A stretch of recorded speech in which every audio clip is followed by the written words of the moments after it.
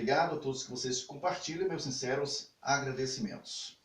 Nós estamos vivendo num período muito bom e, ao mesmo tempo, faz com que haja umas certas divisões. Quando eu falo certas divisões, é que o povo está sendo bombardeado em diversas direções. Escapam desse bombardeio de informação aqueles que são informados dentro da realidade, aqueles que sabem a profundeza dos problemas do Brasil. Antigamente, quando se saía presidente da República, as pessoas viajavam de região a região e procuravam os governadores, os líderes locais, fazendeiros, membros da sociedade, para que essas pessoas pudessem informar as necessidades das regiões. Algumas pessoas mostravam essas pessoas, muitas vezes em documentos, porque as pessoas sabiam que essas pessoas, esses candidatos, iriam às suas regiões, aos estados, buscar essas informações, saber um pouco da produção, qual é a matéria mais produtiva naqueles estados, e ali fazia um dossiê, digamos assim, e entregava ao presidente ou futuro candidato. Esses dossiês, eles não eram somente um, eram vários, porque todos visitavam os estados. Na verdade, esses candidatos passavam a ter informação. Muito dessas informações, elas encontravam-se muitas vezes, entregavam-se também muitas vezes aos candidatos, aos deputados, ou os deputados que foram eleitos. Mas sabíamos e sabemos muito bem que a data de hoje, quando um parlamentar é eleito, em que o seu mentor político, aquele governador, aquele prefeito, ele perde a eleição para o estado ou para a prefeitura, sabemos muito bem que aquele estado sofre retaliação. Aquela chamada emenda parlamentar, elas não têm mais destino. Mas nós temos a chamada LDO. LDO é um orçamento que se faz. Informações, elas são enviadas aos gabinetes, muitas vezes, direto, dependendo das condições, vai direto para o planejamento, e ali as pessoas fazem o levantamento, tem os deputados que recebem essas informações, fazem o levantamento, e ali colocam suas emendas de acordo, após a votação da LDO. Mas as emendas parlamentares, elas são necessárias, mas muitas vezes não chega a essas regiões, porque essas pessoas, elas não têm mais a responsabilidade, não tem mais aquela pessoa, o padrinho político. Aí é que a gente começa a compreender como funciona o jogo político no Brasil, como funciona o sistema, como funciona a nossa engrenagem. E muitos que ouvem e às vezes não têm essa compreensão, é notório, é normal assistir deputados, assistir parlamentares de diversas regiões, comentários nas redes sociais ou comentários em TV, aí fazendo as suas narrativas em relação à situação do Estado, e culpa quem? O poder central, culpa o Executivo. O que, na verdade, o Executivo, por via das necessidades, ele só cumpre duas coisas: os meios para suprir a necessidade administrativa federal. Quem vota a LDO e quem opina não é o presidente da República. Ele só espera as orientações. E esses mesmos pacotes que é dado, é constituído, é formado por informações técnicas de regiões e que chega à Câmara, vai para os gabinetes, vai para as comissões e depois vai a plenário para se votar depois de um fechamento. Essas informações vai para o planejamento, vai para a fazenda, vai para os ministérios que são essenciais à aplicação. A complementação, os orçamentos desses deputados extra, que a gente conhece muito bem, que esse suplemento em dinheiro que atende às suas regiões, quando não chega lá, os próprios vai, aquele chamado fogo amigo, vai a mídia e diz: olha, o executivo, o presidente não está investindo, o ministério não está investindo, e o governador não está recebendo. Às vezes o governador, tadinho, até acredita naquele deputado e começa a acreditar que as emendas parlamentares que é destinada a essas regiões, elas não chegam porque o presidente não está exercendo. O que, na verdade, o presidente nem opina, né? Ele só recebe o pacote. E aí cabe o ministro da Fazenda saber o montante de impostos, investimentos, as áreas que são necessárias para levantar os valores para ver se vai. E, aliás, a LDO muitas vezes é feita sobre futuras negociações, sobre futuros recolhimentos de impostos. Aí é que a maioria das pessoas começa a entender dois Brasil. O Brasil S.A., que você não compreende, às vezes, muitas vezes eu não, mas estou buscando os meios para me informar em relação a isso. Então, o Brasil S.A. é diferente do Brasil que você conhece, meu caro, minha cara. Não tem nada a ver com essas picuinhas, com esses pequenos detalhes que a gente conhece. O Brasil, que aí a gente vê o dia a dia nas redes sociais, o Brasil que a gente vê nas televisões, nos noticiários, a pessoa queimando um ao outro, e que o povo recebe essas informações, esse líquido viscoso estomacal dessas pessoas incompetentes, as pessoas se acostumam com isso. O que, na verdade, o Brasil S.A. é completamente diferente. O Brasil S.A. são pessoas extremamente preocupadas com o avanço, são preocupados com o progressismo, são preocupados pela frente e nunca andar para trás. O que anda para trás são pequenas pessoas que são escolhidas por mim ou por você, que muitas vezes são impedidas de executar e muitas vezes executam de modo errado e faz seus desvios e são mentes fracas, sem entendimento, sem o enriquecimento de reputação, de caráter, que recebe propostas e se mete na sujeira da corrupção. O que nós estamos vivendo no Brasil é justamente isso. Nós temos uma leva de pessoas que acreditam nessas situações. Agora, situações essas que podem ser mudado.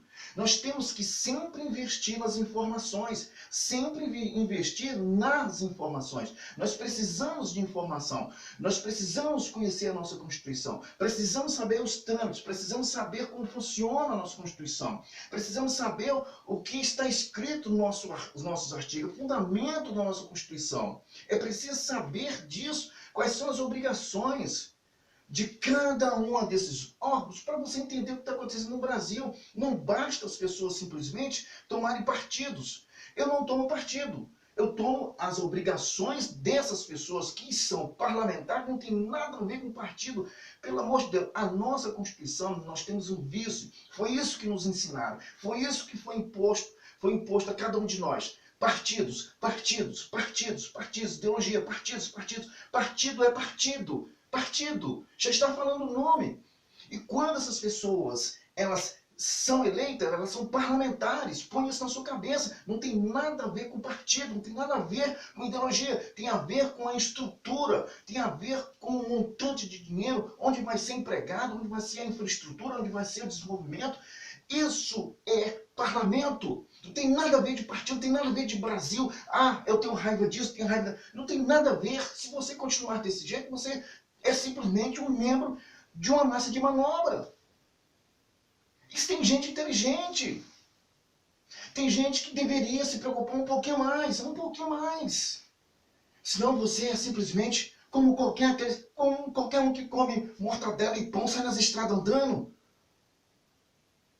Você é mais nobre, você pensa mais.